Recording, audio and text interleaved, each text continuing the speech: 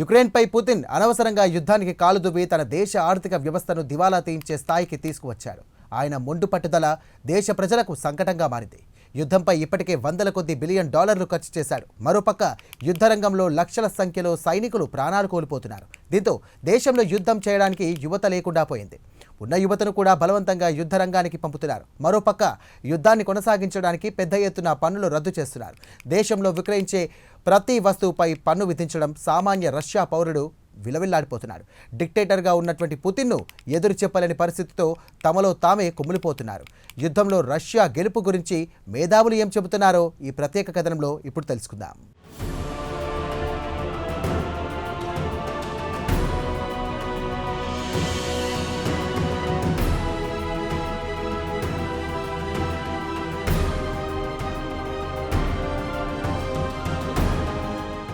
Russia president Vladimir Putin అనవసరంగా ఉక్రెయిన్పై కయ్యానికి కాలుదువి దేశాన్ని దివాలార్ తీయించే స్థాయికి తెచ్చుకున్నాడు.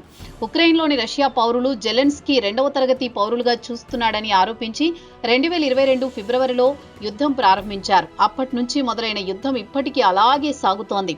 ఇరువైపులా లక్షలాది మంది సైనికులు ప్రాణాలు కోల్పోయారు. ఉక్రెయిన్ విషయానికొస్తే లక్షలాది మంది దేశం విడిచి ఇతర దేశాలకు వలస వెళ్లాల్సి వచ్చింది. యావత్ దేశం నేలమట్టం చేశారు రష్యా సైనికులు.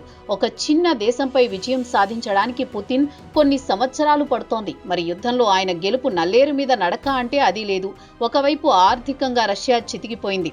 బిలియన్ల కొద్దీ డాలర్ల వ్యయం చేయాల్సి వస్తోంది. ఖజానా ఖాళీ కావడంతో ప్రజలపై పడాల్సి వచ్చింది. ఇక దేశంలో విక్రయించే బ్రెడ్ నుండి బటర్ వరకు, వోడ్కా నుంచి స్కాచ్ వరకు ప్రతి వస్తువుపై భారీ ఎత్తున పన్నులు విధించి ఉన్న కాడికి రాబట్టుకున్నారు. దీంతో పాటు వ్యాట్ అంటే వాల్యూ యాడెడ్ ట్యాక్స్ విధించి ప్రజల నుంచి ముక్కుపిండి పన్నులు వసూలు చేస్తున్నారు.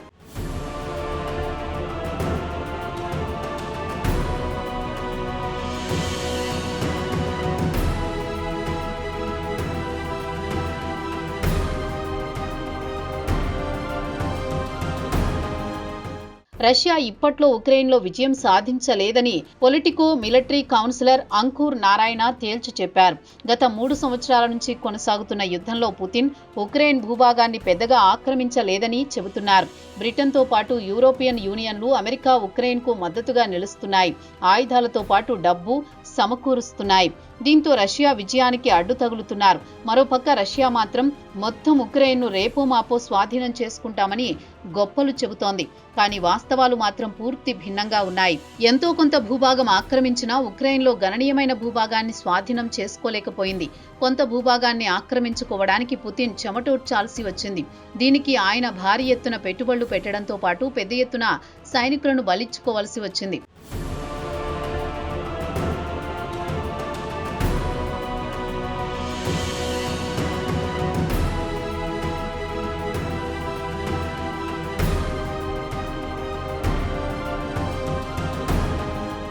ఫిబ్రవరి 2022 నుంచి కొనసాగుతున్న యుద్ధంలో మరో 3.5 నెలలు గడిస్తే 4 నుంచి 5వ సంవత్సరంలోకి అడుగుడుతుంది. ఇంత చేసిన రష్యా ఉక్రెయిన్ భూభాగంలో కేవలం 20 కంటే తక్కువ భూభాగాన్ని ఆక్రమించింది. 2022 ఫిబ్రవరిలో 7% ఆక్రమించామని తెలిపింది. నవంబర్ 2022 నుంచి ఫ్రంట్ లైన్లో రష్యా కేవలం 1.1% భూభాగాన్ని మాత్రమే ఆక్రమించుకోగలిగింది. అయితే దీనికి రష్యా సుమారు 10 లక్షల మంది సైనికులను బలి ఇచ్చుకోవాల్సి వచ్చింది. ఇక రష్యా మిలిటరీ ఉక్రెయిన్ భూభాగంలో శరవేగంగా చొచ్చుకుపోవడం లేదు, అత్యంత నెమ్మదిగా కొనసాగుతోంది. దీనివల్ల పుతిన్ కు ఖర్చు తడిసి మోపెడవుతోంది. ఈ ఏడాది ఏప్రిల్ తర్వాత నుంచి చూస్తే సెప్టెంబర్, అక్టోబర్ నెలల్లో రష్యా ఆక్రమణ జోరు తగ్గింది. ఇక ఉక్రెయిన్లోని పోక్రోవ్స్క్ ను స్వాధీనం చేసుకోవడానికి ఒక ఏడాది నుంచి ఇబ్బందులు పడ్డా కేవలం 15 కిలోమీటర్లు మాత్రమే ఆక్రమించుకోగలిగింది. దీనికి సుమారు 1,00,000 మంది సైనికులను కోల్పోవలసి వచ్చింది. అయితే నగరం మౌలిక సదుపాయాలను మాత్రం ధ్వంసం చేయగలిగింది. అయితే విలువ ప్రకారం చూసి లెక్కిస్తే ఉక్రెయిన్కు పెద్దగా నష్టం లేదని తేలింది.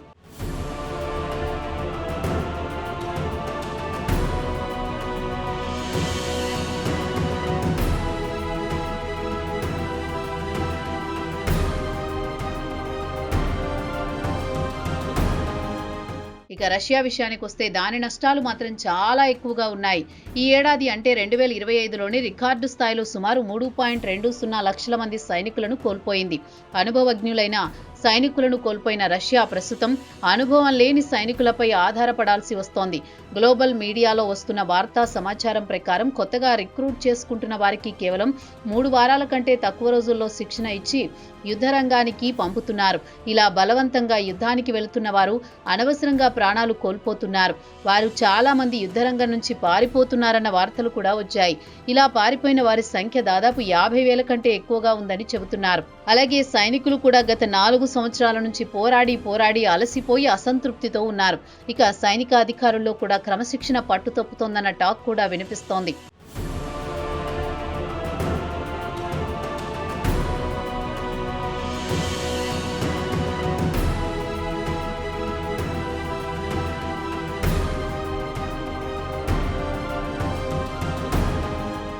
ఇదిలా ఉంటే రష్యా ఆర్థిక వ్యవస్థ ప్రస్తుతం దారుణంగా తయారైంది. అంతర్జాతీయ ద్రవ్యనిధి లేదా IMF కూడా ఏడాది జీడీపీ వృద్ధి రేటును సవరించింది. గత ఏడాది రష్యా జీడీపీ 4.3% నమోదు కాగా ఈ ఏడాది కేవలం 0.6% మాత్రమే సాధించగలదని తేల్చి చెప్పింది.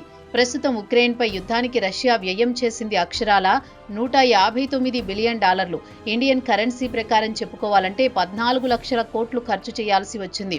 ఇక మొత్తం ఎంతంటే రష్యా జాతీయ బడ్జెట్లో 3వ వంతు. చమురు, సహజ వాయువు ద్వారా వచ్చే ట్యాక్స్ రెవెన్యూ ఏడాది ప్రాతిపదికన చూస్తే 27% తగ్గింది. ఇక ఫిబ్రవరి 2022 నుంచి చూస్తే రష్యాకు చెందిన లిక్విడ్ సోవరెన్ వెల్త్ ఫండ్ సగానికి సగం కరిగిపోయింది. ఇవన్నీ ఒకెత్తైతే పుతిన్కు అత్యంత సన్నిహితులు కూడా రోజు ఆయన వెంట ఉండేవారు. ఆయన సలహాదారులు కూడా ప్రైవేట్ సంభాషణల్లో దేశ ఆర్థిక వ్యవస్థ చిక్కుల్లో పడనుందని అంగీకరిస్తున్నారు.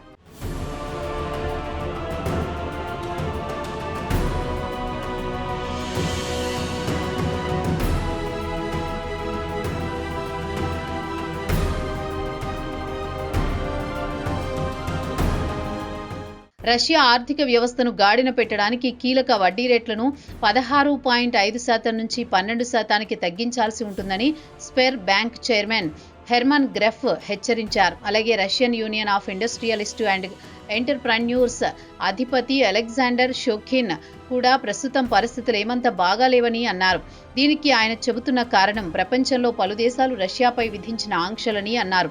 ఆంక్షల ప్రభావం దాదాపు $450 బిలియన్ వరకు ఉంటుందని, 80% బ్యాంకింగ్ వ్యవస్థ కూడా సంక్షోభంలో చిక్కుకుందని చెబుతున్నారు. దిగుమతులు అత్యంత ఖరీదైన వ్యవహారంగా మారిపోయాయి. దేశీయంగా తయారు చేసే మైక్రోచిప్స్ ఉత్పత్తి కూడా గణనీయంగా తగ్గిపోయింది. చైనాకు చెందిన ఫైనాన్షియల్ ఇన్స్టిట్యూషన్స్ రష్యా కంపెనీలకు రుణాలివ్వడానికి వెనుకంజ వేస్తున్నారు. దీంతో రష్యా ఆర్థిక కష్టాలు మరింత పెరిగాయంటున్నారు బ్యాంకర్లు.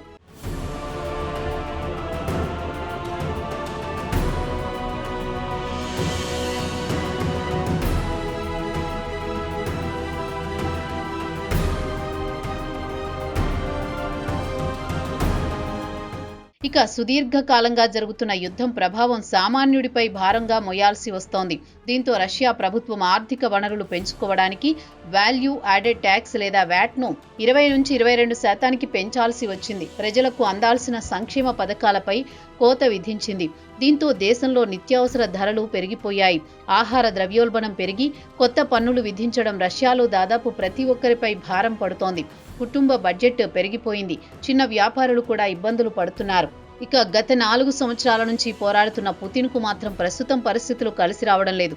ఉక్రెయిన్కు మద్దతుగా బ్రిటన్తో పాటు యూరోపియన్ యూనియన్, అమెరికాలు వెనుక అండదండలు ఉండడం వల్ల పుతిన్ విజయం మాత్రం నల్లేరు మీద నడక కాదు అని పలువురు విదేశీ డిప్లొమాట్లు చెబుతున్నారు.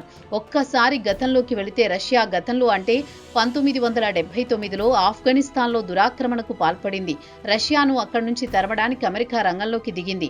ముస్లిం దేశాల్లో ఉన్న ఫైటర్లను ఆఫ్ఘన్కు పంపించింది. అలా వచ్చిన వారిలో ఒకడు ఒసామా బిన్ లాడెన్. ఇక లాడెన్ గురించి యావత్ ప్రపంచానికి తెలిసిందే. రష్యాను ఆఫ్ఘనిస్తాన్ నుంచి వెళ్లగొట్టడానికి లాడెన్ తన సొంత డబ్బు మిలియన్ల కొద్దీ డాలర్లు విరాళంగా ఇచ్చాడు. సుదీర్ఘ కాలం పాటు కొనసాగిన యుద్ధంలో రష్యా పూర్తిగా దివాలా తీసింది. దేశంలోని ప్రజలు రొట్టెముక్క కోసం కిలోమీటర్ల క్యూ లైన్లలో నిల్చోవాల్సి వచ్చింది. పూర్తిగా మునిగిపోయామని తెలుసుకున్నాక రష్యా ఆఫ్ఘనిస్తాన్ నుంచి వెనుదిరిగింది. మరి అలాంటి పరిస్థితి ఉక్రెయిన్ విషయంలో వస్తుందా అన్న అనుమానాలు కూడా కలుగుతున్నాయి. మరి అమెరికా, బ్రిటన్, యూరోపియన్ యూనియన్ లాంటి బలమైన దేశాలు ఉక్రెయిన్కు అండగా ఉంటే పుతిన్ను అంత తేలికగా ఉక్రెయిన్ ఓడించగలరా అన్న సందేహాలు మాత్రం ప్రతి ఒక్కరికి తప్పకుండా కలుగుతాయి. మరి పుతిన్ ఉక్రెయిన్పై విజయం సాధించాలంటే ఇంకెంతకాలం పోరాడాలో కాలమే చెప్పాలి.